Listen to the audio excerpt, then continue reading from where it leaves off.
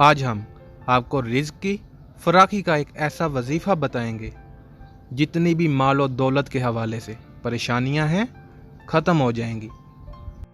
ये वजीफ़ा बहुत ही ताकतवर और नहायत आसान है। दिन में 10 सेकंड के लिए हमने इस वजीफ़े को करना है।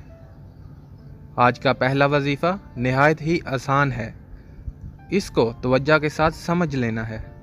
आपने अल्लाह ताला का बहुत ही प्यारा नाम या बासितू को सुबह की नमाज से पहले सिर्फ 10 मरतबा पढ़ना है और अव्वल आखिर आपने कम अज़ कम प्यारे नबी सल्लल्लाहु अलैहि वसल्लम पर 3 मरतबा दरूद पाक भी पढ़ना है। दरूद पाक आप कोई सा भी पढ़ सकते हैं। जो अल्लाह पाक का नाम बताया है अपने तलफ़्फ़ुज़ को ठीक करके इस वजीफ़े को कीजिएगा, तमाम बरक़ात मिलेंगी।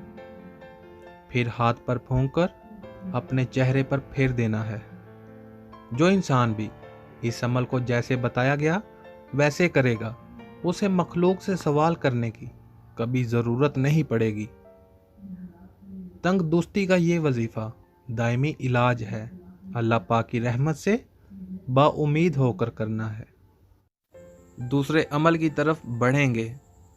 जो इंसान भी चाहता है कि उसके घर से कभी रिज़्क ख़त्म ना हो, उसके लिए बड़ा ही ज़बरदस्त अमल है। जिसके घर से परिंदों, जानवरों और चींटियों को रिज़्क मिलता रहे, उस घर से रिज़्क कभी ख़त्म नहीं होता।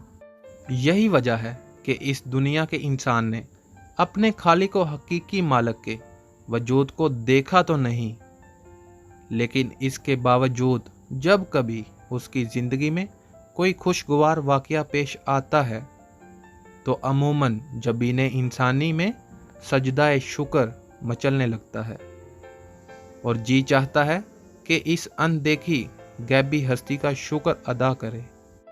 ऐसे ही जब कोई नागवार हादसा पेश आता है तो इंसानी हाथ इसी नादीदा ज़ात की तरफ बेख्तियार बढ़ते और फैलते हैं और आंखें अपने अज्ज की इजहार में इश्कबार हो जाती हैं। इसी का नतीजा है कि दुनिया की तारीख का कोई ज़माना और कायनात का कोई खिता खुदा परस्ती के इस फितरी जज्बा से खाली नहीं है। हमेशा से दुनिया वाले इसी को याद करते और पुकारते हैं। अल्लाह ताला को हर उस नाम से पुकार सकते हैं जो उसके शायाने शान हो। हर कौम और मज़हब के लोग आज तक अल्लाह को मुख्तलिफ नामों से मानते हैं। कोई खुदा कहकर पुकारता है तो कोई गॉड कहकर, कोई ईश्वर कह रहा है तो कोई परमेश्वर। गज़ जो जिस नाम से भी अल्लाह जल्लो शानों को याद करता है, अगर तहकीक के बाद साबित हो जाए कि वो नाम अल्लाह जल्लो शानों की अलवहियत व अज़मत और ज़ात व सफ़ात के खिलाफ नहीं, तो फ़क़ही नुक्ता नज़र से इस नाम से पुकारने में कोई मुज़ायका नहीं, क्योंकि अल्लाह ताला खुद इरशाद फरमाते हैं, आप कह दीजिए कि अल्लाह कहकर पुकारो या रहमान कहकर, जिस नाम से भी पुकारो पुकार सकते हो, एक ही बात है। उसके बहुत से बेहतरीन नाम हैं या तमाम बेहतरीन नाम उसी के हैं। बनी इसराइल इस आयत करीमा से 2 बातें मालूम हुई। अल्लाह जल्लो शानों को हर उस नाम से पुकार सकते हैं जो उसके शयाने शान हो, ख्वाह वो किसी भी ज़ुबान में हो, क्योंकि उसकी अज़मत वाला नाम अरबी ज़ुबान के साथ ही ख़ास नहीं और ना ही सिर्फ इंसानों की ज़ुबानों के साथ ख़ास है, बल्कि मुख्तलिफ़ मखलूक़ात की ज़ुबानों पर भी तो उसी का नाम है।